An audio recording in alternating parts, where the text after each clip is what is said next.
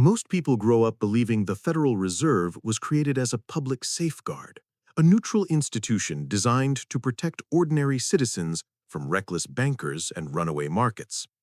That belief feels comforting, and for decades, it went largely unquestioned. But history rarely moves on comfort. It moves on fear, incentives, and power responding to crisis. In the early 20th century, the United States did not create the Federal Reserve because democracy demanded it. It created it because democracy, in moments of panic, proved unable to act quickly enough. The gap between chaos and control is where private power often steps in, quietly, and history begins rewriting itself. In October 1907, New York City became the epicenter of that gap. A speculative scheme involving United Copper Company collapsed, triggering panic among trust companies already operating with thin reserves. Within days, depositors lined up across Manhattan, demanding cash that simply did not exist in sufficient quantity. The United States had no central bank. It had no coordinated lender of last resort. The Treasury could not inject liquidity at scale. Clearinghouses rationed currency by issuing emergency certificates.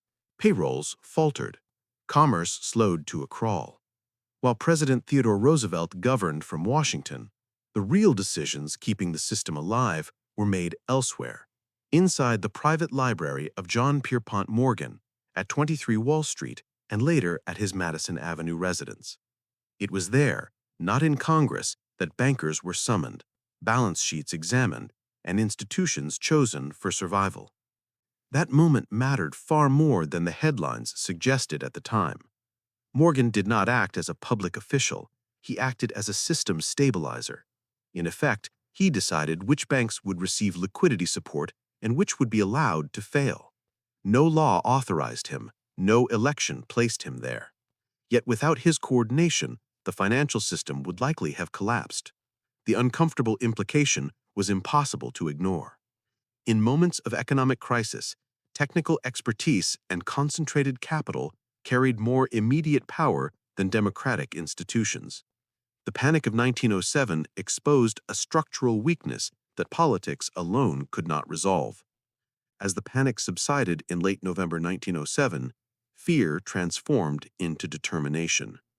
Something had to change, not to redistribute wealth, but to sustain continuity. In 1908, Congress passed the Aldrich-Vreeland Act, creating temporary mechanisms for emergency currency issuance and, more importantly, establishing the National Monetary Commission. Senator Nelson Aldrich of Rhode Island was appointed to lead it. Aldrich was no radical reformer. He was a pragmatist deeply connected to banking interests. His mission was not to punish financiers, but to prevent future paralysis. Over the next 2 years, Aldrich and his commission traveled through Europe, studying the banking systems of London, Paris, and Berlin. The Bank of England stood out, a privately influenced institution that acted in the national interest while remaining insulated from daily politics. By 1910, ideas had matured into blueprints. That November, Aldrich, along with Paul Warburg of Kuhn Loeb & Co., Frank Vanderlip of National City Bank, Henry Davison of J.P. Morgan & Co., and a small circle of insiders traveled in secrecy to Jekyll Island, Georgia. They used false names. Press access was denied. The setting, a private retreat owned by America's financial elite, was not accidental. Over several days, they drafted what would become the foundation of the Federal Reserve System.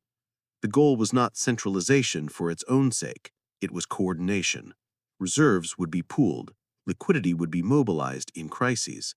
Interest rates would be guided, not left entirely to panic-driven markets. What the public was later told was that this plan would place finance under government oversight. The reality was more complex. The Federal Reserve was structured to appear public while functioning with private sector logic. Its regional banks would represent commercial interests. Its leadership would be appointed but insulated. It was neither fully government-run nor fully private. That ambiguity was its strength. Stability, not equality, was the design constraint. The system was built to function under stress, even if that meant shielding decision-making from public pressure. When the Federal Reserve Act passed in December 1913 in Washington, D.C., it did so quietly, just before Christmas as many legislators prepared to leave the Capitol. Opposition existed, but it was fragmented. Support was focused and organized. President Woodrow Wilson signed the act believing it balanced public oversight with expert management. In practice, it institutionalized the logic revealed in 1907. During crises, markets required central coordination beyond political speed. The Fed's early years coincided almost immediately with World War I.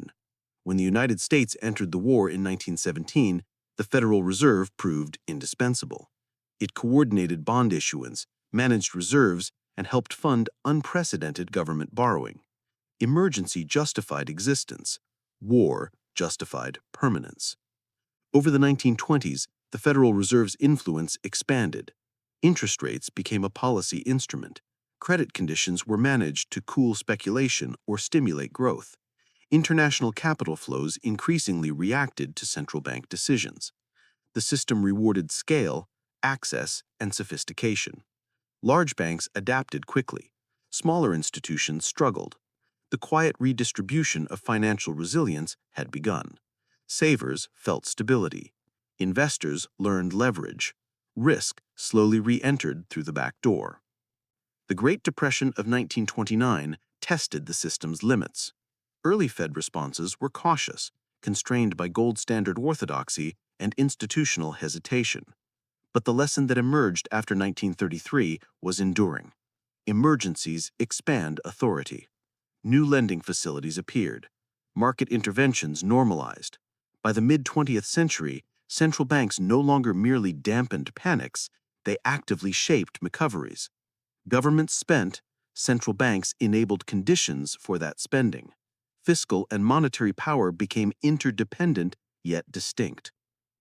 Across the decades, a myth grew alongside the institution that the Federal Reserve directly controlled outcomes. In truth, its power was indirect and therefore more durable. By managing the price and availability of credit, it influenced behavior without legislating it. Employment, asset prices, government borrowing, corporate investment, all became responsive to signals rather than commands. This separation preserved legitimacy while expanding influence. Independence protected the institution from politics, but also from voters. By the late 20th century and early 21st century, this structure had become global orthodoxy. During crises, 1987, 2008, 2020, emergency programs multiplied. Quantitative easing, swap lines, asset purchases, tools once unthinkable became routine. Each crisis justified extension. Each extension became precedent. None required a foundational debate about authority. It arrived wrapped in necessity. History shows this pattern clearly. In ancient Rome, grain supply crises centralized power. In 19th century Britain, managing the gold standard required banking coordination beyond parliament. In post-war Japan, credit allocation stabilized recovery through administrative guidance. Everywhere, when survival is at stake, societies accept concentrated expertise. Accountability follows, later, if at all. Reform remains difficult because incentives align. Governments benefit from manageable borrowing costs. Markets benefit from predictability. Households benefit from employment continuity. No participant wants sudden adjustment. Central banking becomes the shock absorber, absorbing volatility while quietly reshaping distributions beneath the surface. Interest, once a market signal, becomes a policy tool, and once politicized, it never returns to neutrality. Understanding this history does not imply malice or conspiracy. It reveals structure.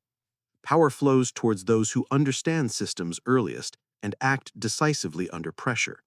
The Federal Reserve did not make bankers powerful.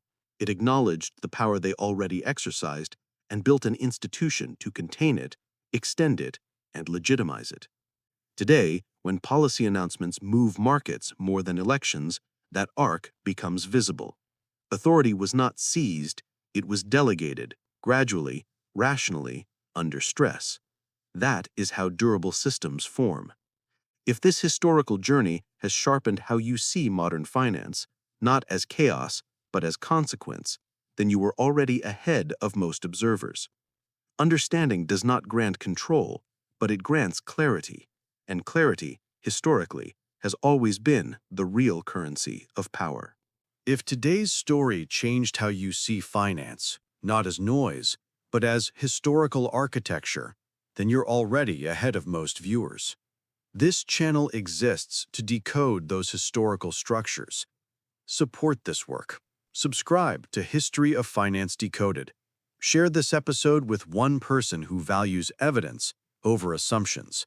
Every subscription, every share, every like gives us the power to uncover more forgotten financial history. Stay curious, stay informed, and I'll see you in the next episode.